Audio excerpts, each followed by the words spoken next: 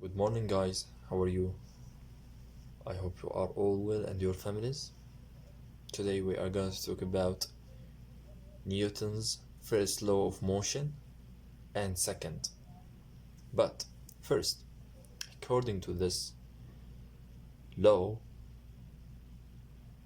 Newton said that the state of motion of an object doesn't change as long as net force acting on the object is zero.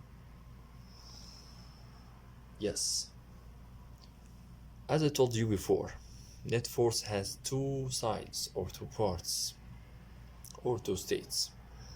First state, if the both or the forces in same direction, yes, we will add them together to find the net force. But in second state, in opposite direction, yes, what will we do? If both of them in opposite direction, yes, we will subtract them together. So only one state that net force can be zero.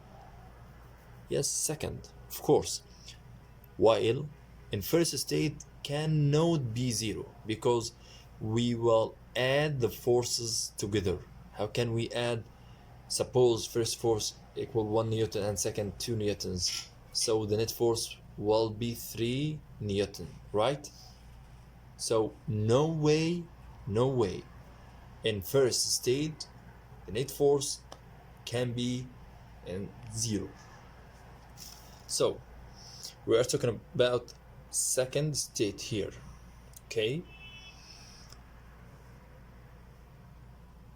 Here it's inertia.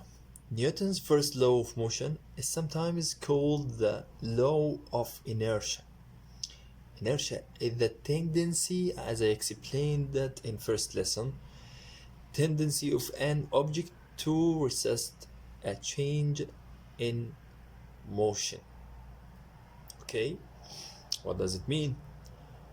It means the object at rest tends to remain at rest, and an object in motion tends to remain in motion but in same direction and speed. So if I put the pencil here, it will stay here for 1 day, 2 days, wherever. While if I push it with this paper like this, yeah, it will move. Okay, so that's the meaning of this law. Yes, the object at rest tends to remain at rest. Okay, anyway, second law of motion that Newton's bought before is more important than first one. Here, how do unbalanced forces affect the motion of an object? Unbalanced forces causes an object's velocity to change. In other words, the object accelerates. Yes, acceleration that we talk in third lesson, chapter 11, if you remember. Anyway, you apply a net force to a ball when you throw it. Harder you throw, more the ball accelerates. In fact, the acceleration of the ball is directly proportional to the net force. Okay, pay attention please. The harder you throw, the more the ball accelerates. The acceleration of the ball is directly proportional to the net force acting on it. If you double the force, I'm not talking about mass. So if you double the force, the acceleration of the ball doubles as well. So the relation between acceleration and mass, it's opposite. What does it mean, mister? It means when one of them increase, other one decrease, not increase. Okay, so the relation between them is opposite. But acceleration and the net force, if one of them increase, other one will increase. According to Newton's second law of motion, the acceleration of an object is equal to the net force acting on it divided by the object's mass.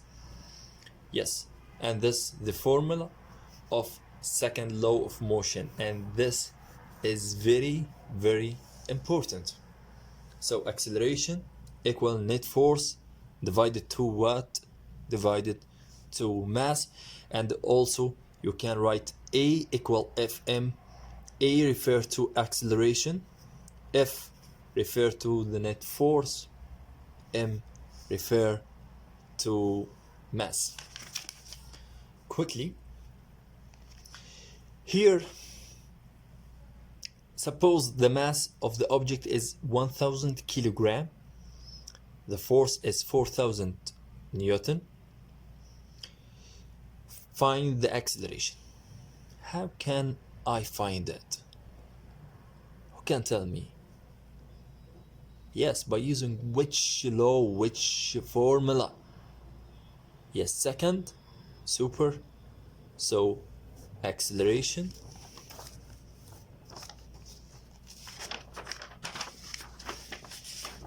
net A equal F divided what? Divided M. Yes.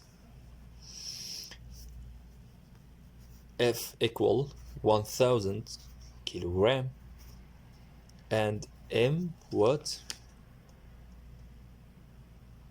Sorry. F equal 4000 Newton.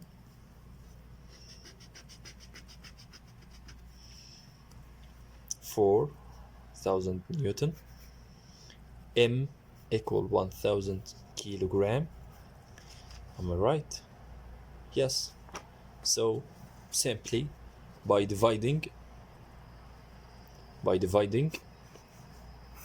according to this formula or this rule, A equal F 4000 divided to 1000. Okay, triple zeros, 4 divide 1 equal 4, equal what? 4. Okay, yes. So 4 meter per second square, and don't forget to write the measuring unit.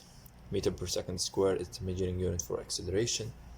Okay, number 1, number 2, number 3, homework. I'm waiting for your question. If you don't understand anything, write it in the comments down. Have a nice day.